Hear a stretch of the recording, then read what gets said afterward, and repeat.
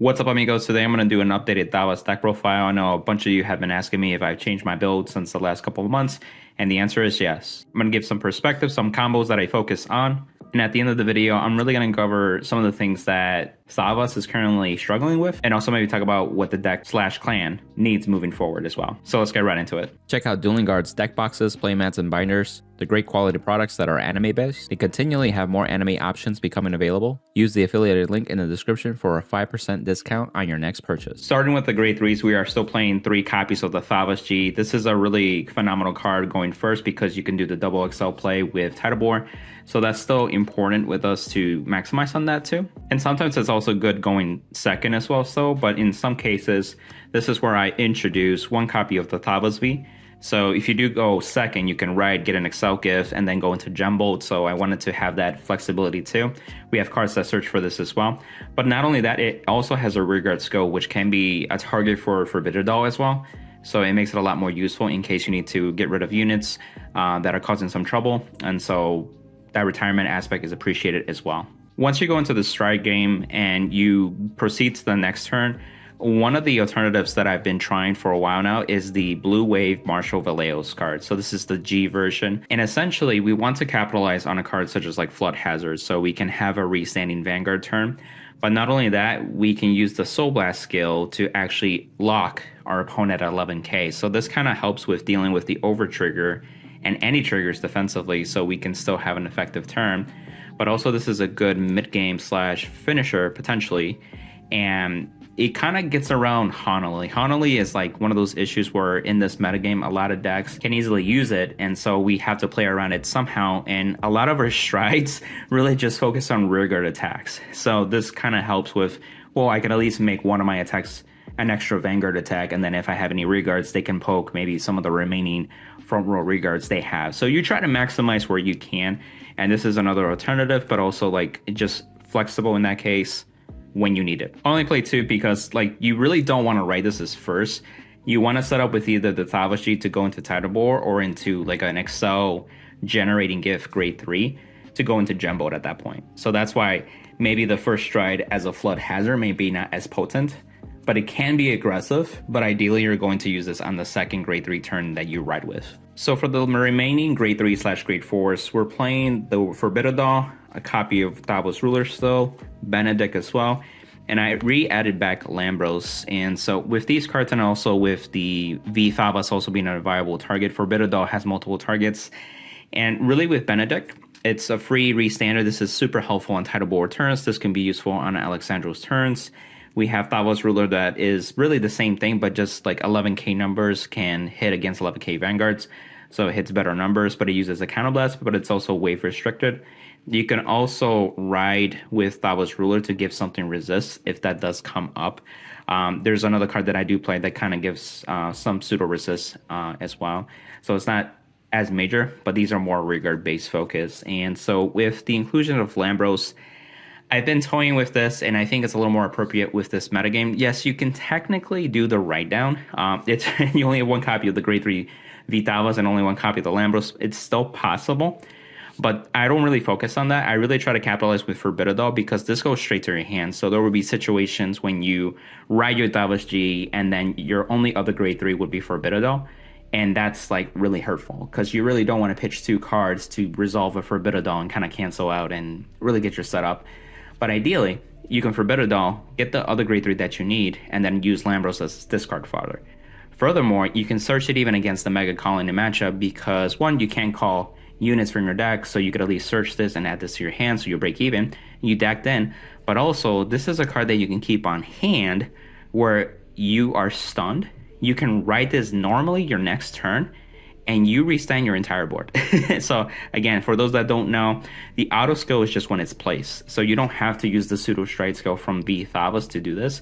You just write it normally, of course, assuming you're already at a grade 3. And once you ride, you can immediately stride too. So that way you can still do a normal stride turn and be just as effective. And lastly, of course, the grade 3 heals. These are vital in order to survive. We are playing Honolly, but we're not playing a lot of Honolly. So these cards are vital to us to survive the early game. So that way we can proceed.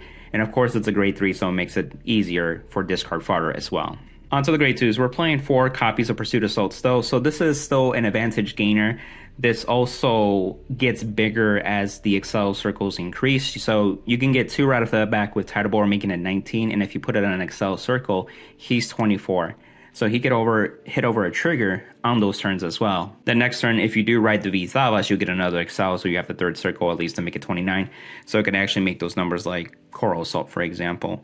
And so this can be helpful too, because you want to like rest cards like the Thavas crit and other cards that may be useful to be able to maximize on the draw power, so you still have advantage to build up. 3 copies of Coral Assault. So you'll see also I'll try to make room for some cards, so I've reduced some cards to the 3 ratio.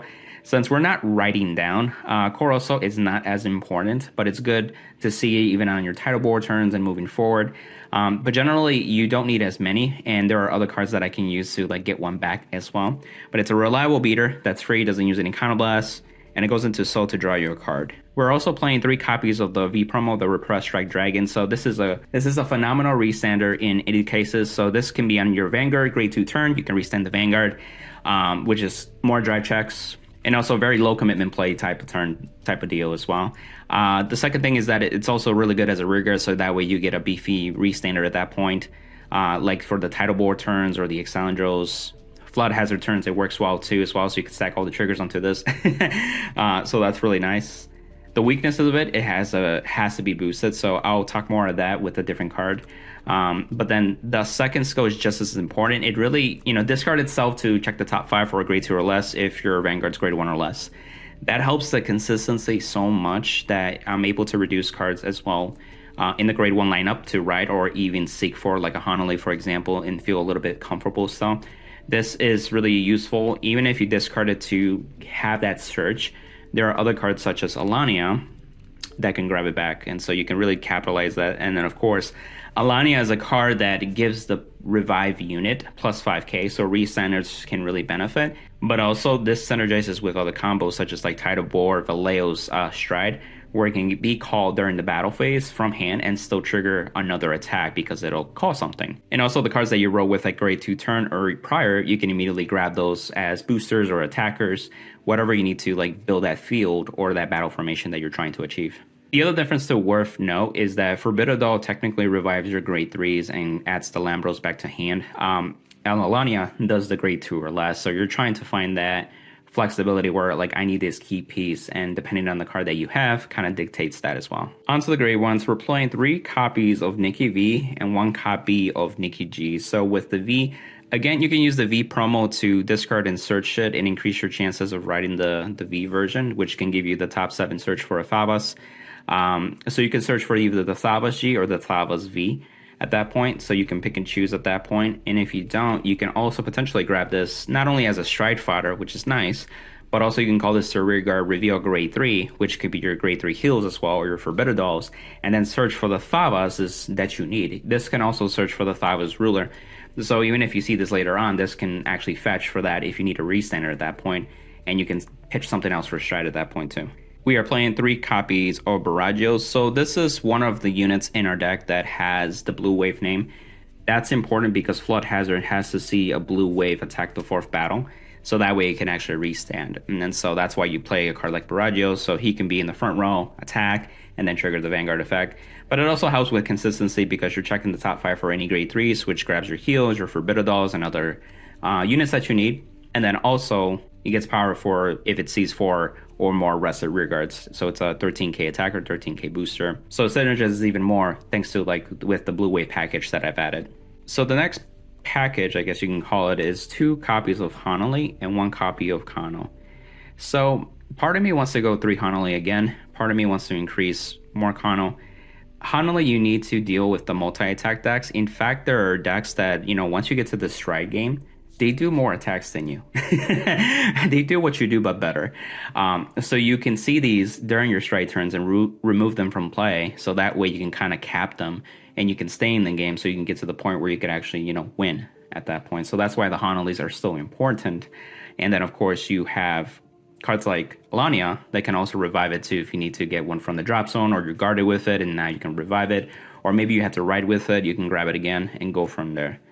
The Kano is really unique because, so the thing is, it really made me think because of this card with the V promo, you need a booster. So if there was a way to not only protect this guy, But there are decks that can also target like the booster. And at that point, if you don't have a booster by the time this card actually attacks, this is a useless restander, essentially. And so I was like, damn, that's a problematic thing. And so Kano really just takes everything that essentially that forces you to choose from your opponent's card effect. So Cannoneers, Megan Colony, Brilliant Blister, Denial Griffin, etc. And it's as much as possible. So you have multiple targeting effects that goes into it as well. So this deals with it. It's very rare for other decks to have like 2 disruptions. So if you could at least deal with 1, then this can die off, and then this can actually still restand with a booster. And then of course, if you have other formations that you're worried about, that isn't broken. Now to what you saw in the thumbnail, Mythiarch Habitat. So this is a cool order card that we got a couple weeks ago, and I've been playtesting it in Thavas because it's kind of like Spiritual Body Condensation, but instead of reviving from the soul/drop zone, you're actually just grabbing from deck. And it's nice because you can activate this immediately too, especially if you're trying to do like a title board turn. You're early enough in the game where you need to get stuff from your deck still. So this at least checks the top 7 to call the unit that has the same grade or less, and if you're on title board, you can choose anything in your deck grade 4 or less at that point, which is nice. Once you go into Gembold turns, and you know how you check the top 7 for Gembold, you can actually choose this card because of the 2 skills at the bottom, because it can be chosen as a unit card, and then when it's placed onto rearguard circle from deck, you can add this to your hand instead of the drop zone. So you can basically get it from Gembold, add it to your hand, and now use it if you haven't activated an order yet. And then at that point, you can actually call a rearguard that's standing. So it makes it where you only really call 1 rested rearguard after all the skills have resolved at that point too, which makes your formations a little bit better. Also, this is important for like fetching cards like Hanali Kano. If you need the blue wave, if you haven't seen it too, your deck tending to as well. This is a lot scarier too once you get further into the deck, into the game, and Flood Hazard has multiple drive checks, 5 total. That becomes a lot more threatening too. So the starter, it actually matters in this case because it is a blue wave, and you'll get the ticket shields, of course. But the blue wave name is important because Valeos requires you to soul blast a blue wave, so you can't just soul blast anything. So if you haven't ridden with any blue waves in general, then you can't use its skill. So this kind of eliminates that hassle. So you're always going to have at least 1 usage of it, which really is what comes up the most, is that one time. And it's really only because I'm only playing 2 copies of Flood Hazard, so there will be times where there won't be a second blue wave stride to take advantage of the Vallejo. So it doesn't even matter if you have an extra blue wave, you just need the 1 at that point. For a draw PG, I like to play Sanctitude, but like you're trying to squeeze in other stuff, and that's another thing that I'll talk about later on. But essentially you would also still need the draw power, and so that's why like 4 draw PGs is really appreciative, and you might as well make them into the Sentinels. And we have 4 of the Thavas script. 1, you're a Thavas deck, so you get the benefit of the go into Soul +5 and draw a card. This is also good rest fodder targets for Pursuit Assault, but this also draws a card when it's damage check. So you want that consistency boost that helps you stay in the game and also get your combo pieces. And then we have 3 copies of the Bumper Shooter, which is your grade 3 stride fodder. And then of course the OT. And I'm using the Stoicheia one. Like the Stoicheia one just is pretty much good at any point of the game. The red OT is not bad, it gives you another attack, but the problem is, again, is Hanali. So it doesn't help in those scenarios.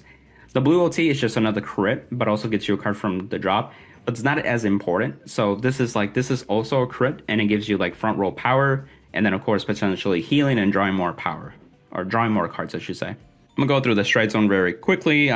Basics, the Messiah, so you can get the ticket shield.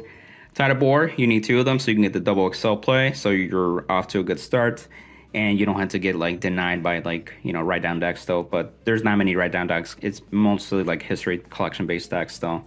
The Flood Hazard Dragon, we're only playing 2 copies. You could theoretically play the Tetra Boil as well, assuming that you know that you'll go into it later, but this is like more beneficial going into later as well because you get the extra drive check early on. GB3 skill, of course. Your blue waves also get your blue wave rearguards also get an additional 2k, but the numbers don't really matter. I wish it was +5 or something like more bigger, but it is what it is. And again, you need a blue wave rearguard to attack the 4th battle to actually restand this, and you discard 2. You could also do this first stride. So if it comes to where essentially a scenario that I thought of is really if you ride down against a decks like, let's say, Katrina type decks, they can't stride up and they need you to be a grade 3 or more to like do powerful effects. such as like Musketeers. Otherwise, they would rather be on Katrina itself at that point. So once you write down, you take a turn, you can write back up with Leos because you need to a grade 3 write up anyway. Then you can go into Flood Hazard, and you can do a restanding turn with Flood Hazard. You just neg in the process, but if you can do it, you can just outright win in those types of scenarios. It doesn't come up as often, but I wanted to at least mention that. But obviously, it's for the mid to late game type of pressure, so you can get around some decks and also kind of deal with Hanali a little bit better. Jumboat, of course, because you can go second, this will be your first stride instead. It's still reliable, and even if you do like Tidal Bore, you may go into Jumboat after that too to still keep up with the advantage. You also have Faragas, you have Alexandros, and then of course Veleos.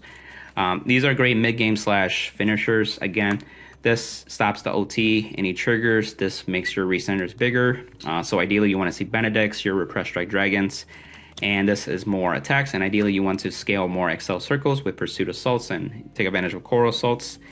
And then we have the Progenitor Dragon, so Guardian becomes a thing. You just discard a grade 1 or less and retire that Guardian, making it harder for your opponent to guard with them. And then of course, like the G-Guards is pretty standard. The 1 Dianera, the 1 Ice Barrier, 2 Ionis, and the 2 Gaphilia. And that's the quick deck profile, but I'll wrap up with my closing thoughts about what the deck is kind of trying to mitigate, but at the same time, like what are we really needing as a clan moving forward? So again, with the Hanali being in the metagame, we need to like deal with it in a better way. And so that's why I thought of the Restanding Vanguard way as a package that we can fall back to. And also if Restanding Vanguards can also be good in different situations, especially if we don't have the proper setup with rear guards that can really hit hard with our other strides. So you could at least fall back on a double Restanding Vanguard essentially. There's also the annoying issue of like triggers and OTs, so Veleos is even more important. We still do have this stride, and that's a generic stride that thank God that we can use in any variant. But the inclusion of the grade 3/1 is just another way that we can use it. You can actually have it where like essentially you do the blue wave stride, and if they live, you can go into Veleos the next turn and still have that 11k lock for basically 2 turns in a row. So that can help with deal with that as well. Although the problem too is you're also dealing with other clans that are easily getting disruptive plays such as G-Guards or cards that can guard from hand such as Brilliant Blister. You got Veritrum, and you can only do so much with some cards. It doesn't solve the problem. Again, you can have cards like Arjula, Kano, resist givers like Thavas, Ruler, and so on. But I think like you have to like start adding more cards to really kind of like mitigate that. And the problem is you're also trying to fit in Hanalis so you can still survive in a lot of matchups that just multi-attack aggressively. So the more cards that you add like that, the more inconsistent the Thavas deck becomes. And Aqua Force is already a combo piece reliant deck, so it really doesn't help in those situations as well. And so I feel because Aqua Force doesn't really have a stride where like, regardless of the situation, especially if you took an aggressive turn from another clan, you can just stride into it and it kind of just deals with everything in most scenarios, I say, and put the nail in the coffin.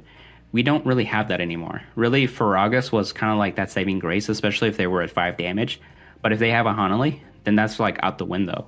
And even if you have counter-charging throughout the battle phase, really each counter-blast is really just an attack. So if you were to counter-charge, let's say maybe 2 cards, or counter-charge 2, you're only really getting 2 more attacks outside after the 5th battle, essentially, which is not that great. So at this point, I think in terms of support, we definitely need more of a solid stride. We can definitely appreciate a better G-Guard that is a lot more independent of your like rear guard space and the waves, numbers of battle essentially. And especially like compared to other clans like Shadow Paladin, that's like an automatic PG. You got clans like Genesis that like reduce crit. You got cards like DI that also reduce crit multiple units at the same time. Like it's ridiculous, right? Why doesn't Aqua Force kind of get to that level at that point? Because we are falling behind at that point. And that's the end of the profile. Thanks again. If you want to support the channel, check out Dueling Guard. As you can see, I'm using their playmats. Really beautiful artwork too. I made some in-depth videos that you can check out for product reviews too as well. They have deck boxes. And then feel free to support the channel with affiliated links such as like singles for like 50 card shop, trading card mint, TCG player. And I do offer one-on-one coaching for those that would like it. Just happy to help out with the community wherever I can. On to the next one, amigos. Bye.